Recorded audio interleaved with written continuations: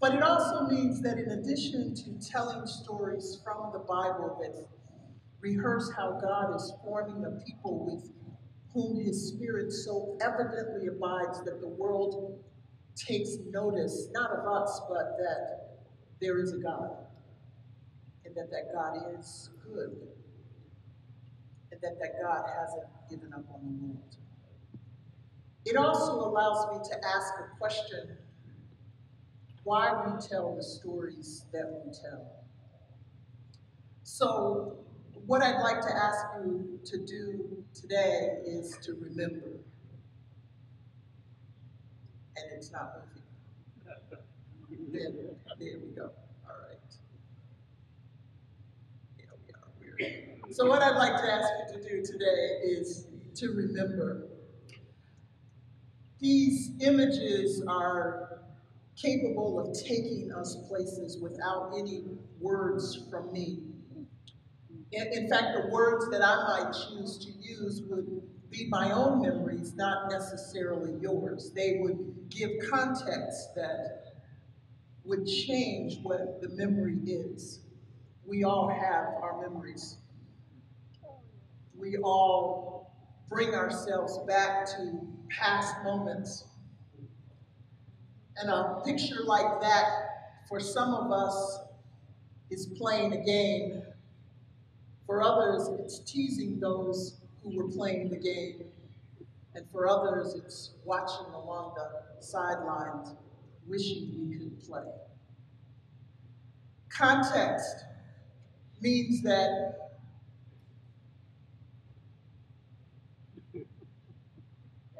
okay. Context means that you know how you're going to do in philosophy class because you thought the professor said we were going to start with Play-Doh. And all of a sudden, context means everything. So I want to ask you to remember with me from my own childhood that might be familiar to yours. Remember when everyone was talking about who was on the ropes.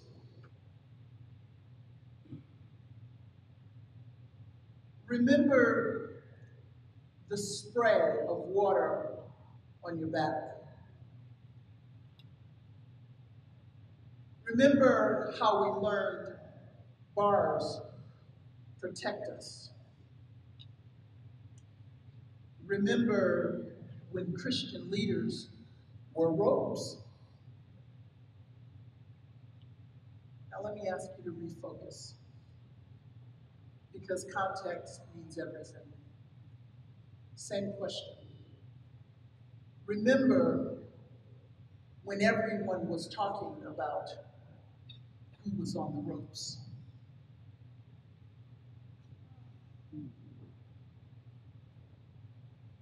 Remember the spray of water on your back. Remember when we were taught bars protect us. Remember when Christian leaders wore robes. Context means everything. And so today, as I ask you to remember and refocus before we reclaim, I want to ask you the question: what kind of people are we forming? We can use the right words, we can say the right things, but it's how people live because of our words that matters. People pay attention when we gather, and the world listens. And sometimes the world even tries to do what we say. Which brings us back to the importance of focusing the content. Now I know that's a heavy beginning. It is Black History Month. And for the last few years, that's been the only invitations I've gotten. Before I left Duke University, I was invited to become the dean for the Black Church Studies program, and that's how Fuller in California found me and asked me to come and establish the William E. Pennell Center for African American Church Studies. And I did that. And during that time, the invitations I refused to accept after I got established in the United Methodist Church became the only invitations I would receive. I stopped accepting those invitations because, well, probably I should stop and make something clear for you. I don't want to mess you up. This is going to be hard. Um, yeah, I should probably just tell you. Um, okay. Okay, right now I'm not going to a United Methodist Church. I'm here in Indiana, and I've been going to College Wesleyan. Beth Ann knows this, she figured me out. Okay, that's not really what I wanted to tell you, because I'm scared. Okay, let me try it again. Okay, what I want to tell you, I'm just going to do it. What I want to tell you is that I'm not white. Yeah, I was shocked too. I know this because a 6-year-old told me. When I was pastoring in Michigan, I performed a wedding for a family, and one of the nieces of the bride asked her parents if she could ride with Pastor Joy to the reception. And I just thought, wow, that's great. You know, when a kid wants to ride with you, you're in, right? And her parents trusted me. We got in the car, and I don't have any children. I didn't know what this was about to become. Those of you who have children and grandchildren, you know I was in trouble. I know this now, but we're in the car. I thought we were on our way from one celebration to another celebration, and as I'm driving along, Jesse looks at me and in total seriousness says, "Pastor Joy, why do people keep saying you're Black?" This is not the conversation I thought I was about to have. Okay, where are the parents when you need them? Okay, I can do this gently. Well, Jesse, because I am.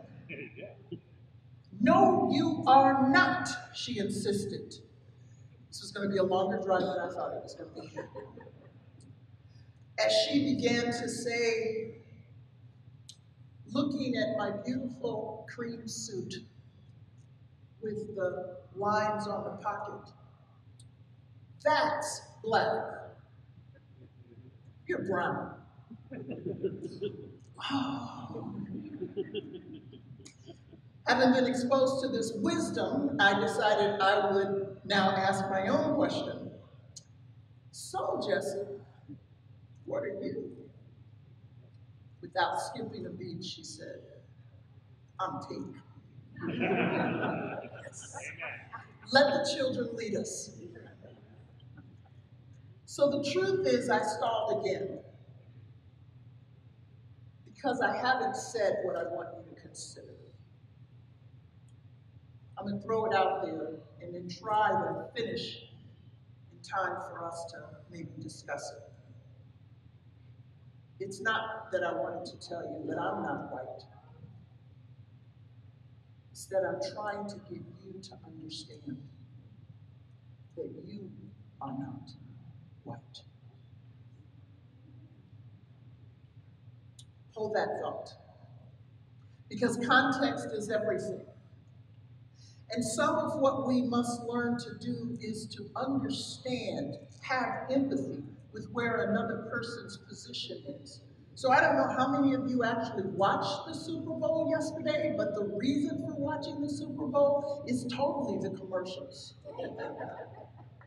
I didn't see this one, but my Twitter feed was lit up by it. So I had to go and see it. And if you move that cursor, you should be able to push this where it'll play.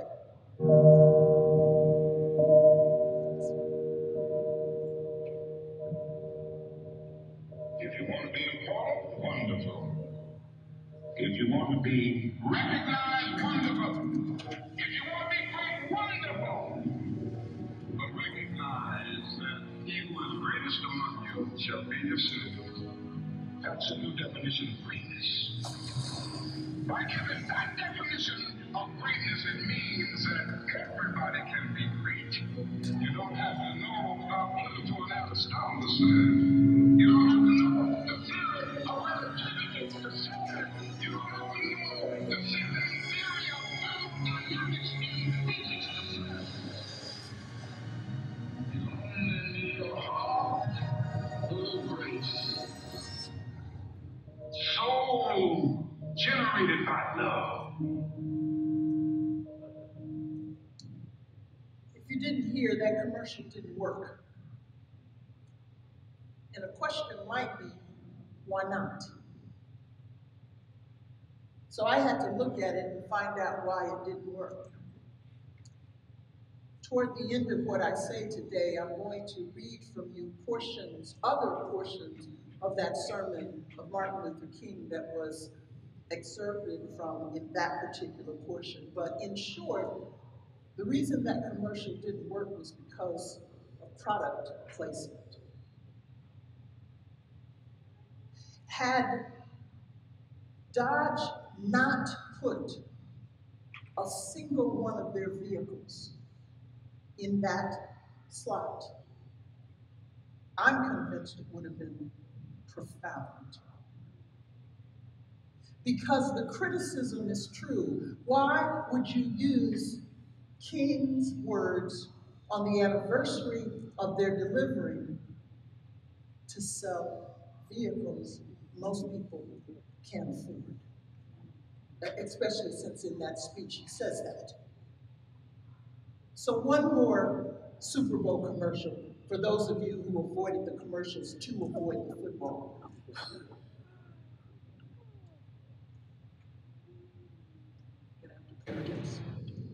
That if I didn't come in February, there's a possibility you might have 2 black people in your church. I also didn't do women's ministry anymore. So if you invited me for Women's Day, I'd say no. Because if you wanted to have me, and you wanted to have some woman for Women's Day, there's a possibility, just a possibility. That was my agency to be able to help a church that didn't know how to recognize God called more than white men. So the last few years, having changed my job description, outside of the Methodist Church, the invitations I get are for Black History Month. So hear these words of the purposely provocative words of the Black church and gain some empathy for how that might be what we need to recover when we call ourselves reclaiming the gospel. The coded messages in the songs of the enslaved persons who availed themselves to the Underground Railroad or like the words that King offered. They were a hope, but not for pie in the sky by and by. They were for here and now, food on the table, a bed to sleep in, a job to work in, a place to be. It's understanding that the God who liberated the Israelites from Egypt intended that Black Americans would participate in the beloved community on this earth and not just in heaven by and by. For King, the new creation was not a time in the future when Jesus comes again, but because of the death, a resurrection, and resurrection of Christ, it was indeed evidence that God was in breaking that community right now in our lifetime. King was convinced that the Church of Jesus Christ did not exist for itself, but as a prophetic witness for justice who challenges the status quo and calls for radical social change. King's word and work demonstrated a commitment that the Black church is only true to itself if it attends to the liberating gospel of Jesus Christ. Christ is the triune God's decisive word of liberation for the whole creation. And it was revealed in his life, his ministry, his death, burial, resurrection, ascension, and promised return. The Black church is a historical, contextual embodiment of the universal church's identity and mission to proclaim in word and deed the good news of Jesus. The Black church is a contextual embodiment of the universal church's responsibility to proclaim in word and deed the good news of Jesus.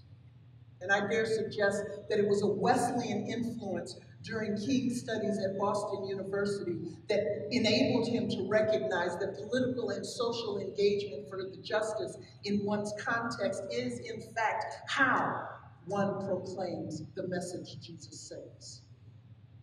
Should we dare to recover this Wesleyan approach as demonstrated in King's message and ministry, our understanding of church and salvation would again include the social and political, individual and spiritual dimensions of created reality. Like the message of Joseph and Moses before Pharaoh, and Peter, Stephen, and Paul before the religious and political leaders, not to mention Jesus himself. Announcing the good news of God's reign includes preaching liberation to the oppressed as well as justification by grace through faith alone. Like the daughters of Zelophehad before the Israelite community, the gospel compels the church universal to engage in social and political action. And like the songs of Miriam and of Mary, the good news results in both evangelism and mission. To preach otherwise is to portray the whole gospel. But I've already said saying the right words out of context can be problematic. And so we can find ourselves saying things that are the right things, but producing people who live in such a way that their focus is on us. Our focus is on what we have, focus on the positions that we have achieved, or the focus is on the power they believe that we have gained. Political power has corrupted the Black church because we have lost an understanding in the way that the gospel has been heard, so that we think that Martin Luther King was merely a civil rights leader, when in fact he was a gospel preacher. No one else could have imagined the kind of community that he wanted. It was the tension between Malcolm and Martin. Malcolm wanted back his humanity, a young boy raised in the North with visions of being a lawyer, a professional, until he was 11 and told that he was just a Negro and that his ambitions were too great. He lost the dreams of his childhood and he wanted them back. How angry are you because someone is taking something that you think is yours? That's Malcolm. Understand his anger. He wants back what was taken from him. But Martin was raised in the South. He knew he didn't have power and position. He understood he lived in a segregated world from his youth. And so he didn't lose something, he aspired for it. But the way that he offered it was not simply for his people. He saw it as God's vision.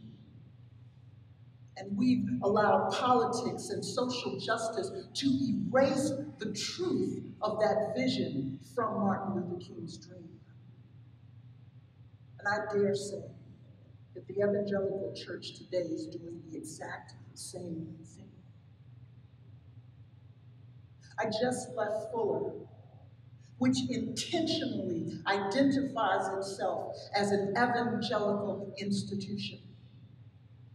And it's been interesting to watch the Twitter feed and the Facebook status updates as people ask the question as things happen in our political world over and over again that causes folks to say, do we even want to be evangelical anymore?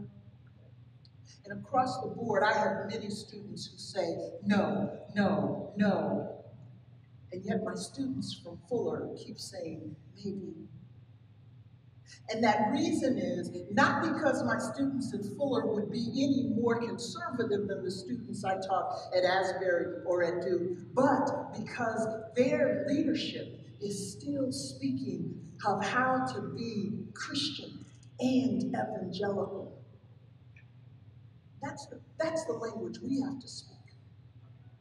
How is it that we can be Wesleyan, Methodist, United Methodists, practicing Christians? Is it possible for us to be the part of such a vibrant community that the other folks, whoever the other folks will be, kick us out? If I have a word for us in what we are reclaiming, that is to reclaim our witness as the words of God in action, so that when people look at us, they say, I want to know your God. I think folks should say, you look like what I think a Christian should be. I think people should need our words to explain our good, rather than wish there was some good to go with our words. Too often we make promises that we don't keep. I like the way Dallas Willard talked about Jesus' Sermon on the Mount. He says, if you look at the end of the 4th chapter of Matthew, around verse 23, 24, ending out that chapter, it says that Jesus was going around and he was teaching and he was healing and he was with the people and the people were following him. But he was doing things. And Willard said that because of the things that Jesus did, he was able to go up on the mountain and then give words to what the people were experiencing. So that when he said blessed, people were saying, yeah, that's the word. I was mourning, and now I'm comforted. I'm blessed. I was poor in spirit, but I feel the presence of God. I'm blessed. That Jesus' words on the Sermon on the Mount explained the experience. How often are people hoping to have an experience of the God we claim to worship on Sunday mornings? When you go to church, do you expect to feel, to know, to experience the presence of God, or just talk about it? Does the spirit that Tim just talked about show up on a regular basis to your space? Because if not, we're missing something, and our people are too. Church should be the place where what we do is worship God. And because we gather together and worship God together, we live differently Monday through Saturday in the world. And the mistake that we've made is to do what the Black church had to do. The Black community was not welcome anywhere in this country. And so the church became our school, it became our social place, it became the place where we learned to read and write and live and believe and hope. And mimicking that alternative because of a bad system, we've made our churches places people come to.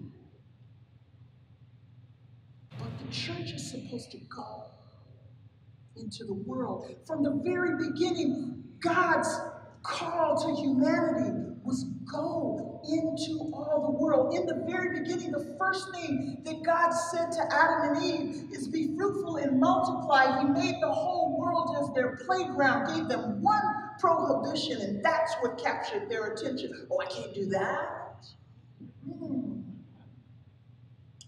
What happens if I do that? Really? You can do all of this? And you're going to focus here? And in our society, when people find the one thing that they're going to focus on, we focus on it with them. I dare say something I've never said publicly. I used to tell this young man's testimony all the time. I'm a Wesleyan because Bob Tuttle was talking about John Wesley's grace. And I was sitting among my Baptist friends at Garrett Seminary going, that's what I believe. And they're like, well, if you believe that, you must be a United Methodist. And I was like, no way, no way. Okay, maybe. And here I am. And so it was Bob Tuttle that I called when on the eve of my birthday, or the morning of my birthday, at 2:30 in the morning, a young man sat in my apartment to tell me that he thought he was homosexual. I'd been working with him at that college. I suspected as much. And since college students don't have problems until 11:30 at night, we've been talking from 11:30 to 2.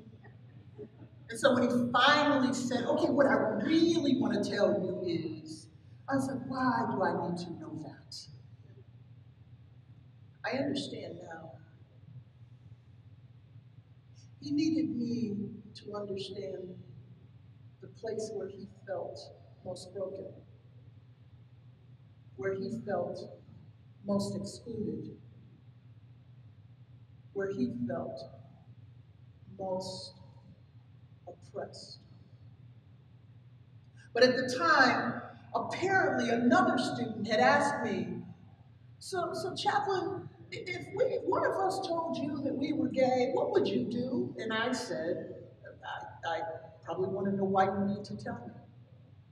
And so when that answer came out at 2 o'clock in the morning, this young man just started to laugh. Why are you laughing? I want to go to sleep. And he said, well, that's what this other kid said you said. And I didn't remember having that conversation. And then I called Bob Tuttle, bless his heart, he took my call. And Tuttle gave me all the answers that I gave back to this young man, which resulted in this, me saying to this young man who had never had a sexual experience or a sexual encounter, and I said to him, why would you call yourself something that you have never done? It's calling yourself a liar when you've never told a lie. It's calling yourself a thief when you've never stolen anything. Why would you call yourself a person who engages in same-sex relations when you've never done that? And that worked for him. The interesting thing is, what I didn't understand then is that that young man knew that he was sexually aroused by other men. Something you don't control.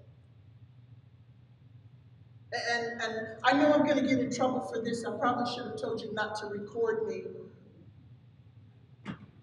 But this young man at that time said, I should say, I said to him, I said, you're beautiful. He was a gorgeous. I usually don't like tall, blonde guys with blue eyes. This is a good-looking Ken doll, let me tell you. And I said to him, most people aren't used to how attractive you are when you walk in the room. That's why they stare. And you're so blooming tall. And you're so smart. I mean, you open your mouth and the rest of us just feel like idiots. I said it's very likely that the reason that people are responding to you the way they are is not because we know that you are attracted to the guy on the other side of the room, but because we think you're handsome and because we think you're brilliant and because we think you're tall. And I said, why don't you take off the glasses that sees everything through your sexuality and see how you encounter the world? And he was willing to do that. I asked him to choose a different identity. I don't know what happened to him, and that's my regret, because I didn't address his sexual attraction. I addressed the rest of his identity. Let me tell you something. If a person who is same-sex attracted cannot control their eroticism, a person who is racist cannot control their racism. Do you see what I just said?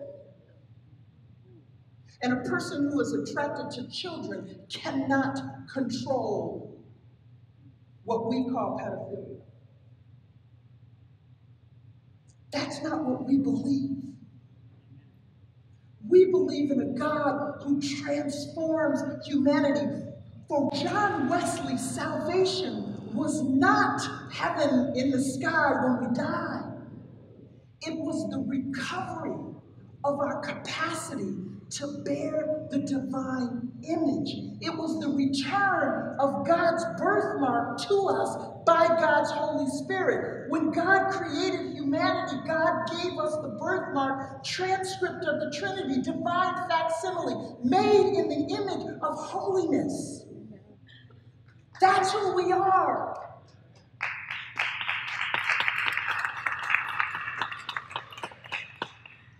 And so if you want to have trouble with a person's one issue, and you want to believe what they say they can't change, then learn to develop an argument that says, then how can the racists change? I can say that, maybe. I give you a thought to hold a little while ago. I said, you're not white. I've been throwing that around recently. And I bet many of you are thinking, oh, yes, I am. Some of you are thinking, thank God.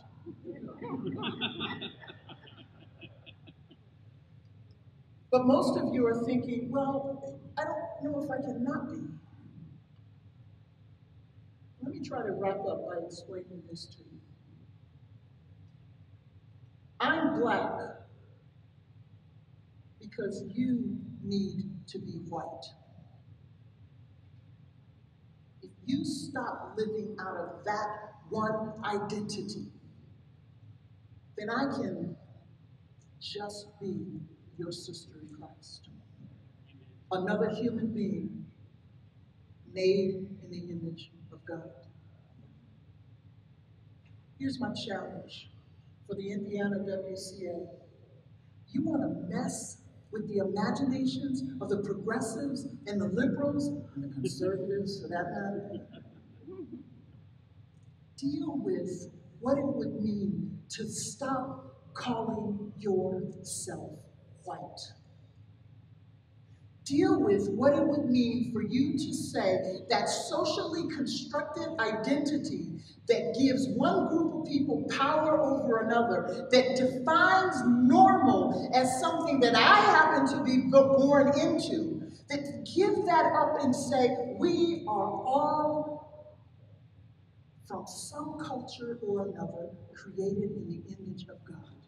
And by the power of the Holy Spirit, because of the life, death, resurrection, ascension, and promised return of Jesus, we can be transformed to be what God created us to be. And it doesn't matter if I'm Scottish or British or Italian or Polish or Kenyan or Nigerian or from South America or from Canada. What matters is I've been born again. I dare you to stop trying to be white. That will give you, by behavior, by a messed up mind trying to deal with it, the right to say to a person, your adultery needs to stop. Your pedophilia needs to stop. Your homosexual activity needs to stop. Your lying needs to stop. Your gossip needs to stop. Your gluttony needs to stop. Do you see? All of those things have become idols because they become the thing we want more than to be shaped in the identity of Jesus Christ. I'm out of time. Probably should leave about now before you're sitting there going, did she really say that? Did she really go there? What I want you to think about is what would it mean? Because see, I don't know what happens when the splintering of this denomination actually happens. I don't care how loving it is, Beth Ann. I don't care how right we get it, because there have been splits. There are two churches in town because one family didn't like the other and they're both United Methodists. You know that. We can handle a split. God can handle a split. But I wonder what it would mean for the world if the Black church reclaimed the gospel that propelled Martin Luther King, and the white church reclaimed their identity as simply human beings saved by grace. I'm more than willing to push this envelope over and over and over again to make this my new soapbox. I wonder if there's anybody that will come with me, because this would truly be countercultural. This would truly be turning the world upside down. And at the end of the day, we couldn't be a Black church and a white church. We couldn't be an evangelical church and a progressive church. We couldn't be Wesleyans and Calvins. We would have to be followers of the God made known in Jesus Christ by the power of His Spirit, transformed back to what He created us to be. Birthmarked transcripts of the Trinity. Reclaim that and see if revival doesn't show up.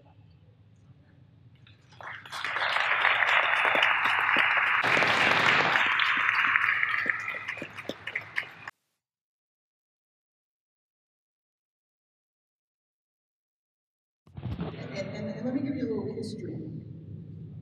Maybe I can take a little weight off of it.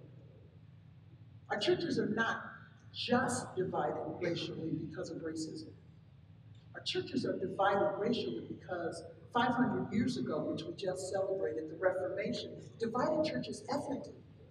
Swedish Covenant, German Lutheran, Dutch Reformed. The churches split according to their ethnic groups and their language groups. When you introduce the idea of race, then Italians can't be in a German church until the Germans decide to be white and let Italians be white, which had to happen actually. But we were comfortable allowing for the Black-white divide. And so when the others began to merge because you can't tell, the markers became what kept us divided. So in the Black community, we want to be Black. And I'm at the point right now where what that means at its minimum is that I am a product of ancestors who were enslaved in this country. That's what it means to be Black. And unfortunately, what it means to be white is to be the descendant of those enslavers. And I don't know, I'm kind of reading the faces of the guys. It's not as hard on women as it has been on guys, but it's kind of hard to be a white guy right now, isn't it?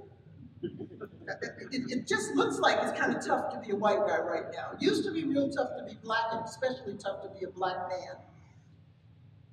But it's getting pretty hard to be a white guy. I mean, we look at you and we just assume you, you're not safe for me. The Me Too, hashtag Me Too, guys aren't safe. Okay? It's kind of hard to be a white guy. So what is that identity? Well, it really doesn't tell me what kind of music you like. It really doesn't tell me who you voted for. It really doesn't tell me what God you worship. It really doesn't tell me your economic status. The only thing it tells me is that you happen to have been born in a class of people that have been privileged in Western society. And that privilege has enabled you to be able to not understand, not have empathy, from my experience. The slides, remember when everyone knew who was on the ropes. My childhood memory of not being able to climb that gym rope, and my mother's fear. That picture of that lynching that was taken in the city that I served in. That's from Marion. That was the last lynching in America. Let me tell you how they tell their story, or how I'm being told their story. Because when I came, I bought the book. I wanted to understand this little. Come on, folks. I've been in California, moving back to Indiana. Really? Let me be honest with you. I'm from Chicago. I had issues. You can forgive me. God has. But when I was in California, I didn't see a Trump sign. And when I interviewed here, I didn't see a Hillary sign. I knew I was all entering into a different world. Wow. Okay. So this inability to understand how the other person's life experience is basically what privilege does. You don't have to think about us because we're not here. And it's being forced on you because of television and the internet and just mobility. And the laws are changing. And the question is it possible for Christians to be able to respond to attitudes with the love of God? Think about it. Martin Luther King said, they're going to spit on you. They're going to sick dogs on you. They're going to turn fire hydrant hose on you. They're going to lock you up. You're not going to hit back. You're not going to cuss. You're not going to scream. You're going to take it. I met a woman when I was at Asbury, and she said when she was a freshman at FISC, when the nonviolent trainers came and told her this is what they're saying, I don't want to do that. And then Martin Luther King said this. He said, you need to understand, we are doing this for white people as much as we're doing it for ourselves. And she was like, I don't want to do nothing for no white person. And yet the reason that I can be in this room, the reason that Obama could have been president, is because those people took that. Now it's on those who have been privileged to do the same. Not be angry. Turn the other cheek. Let an angry person of color tell you that you're bad. And keep praying, God, give me the opportunity not to be what they think I am. And then believe that God might choose to answer your prayer. Because if God answers that prayer in you, that angry person can be transformed too. Folks, this is how I used to always begin when I really believed that we were moving toward inclusion. This is how I used to always begin when I would actually talk about race. I would say, I'm not the expert.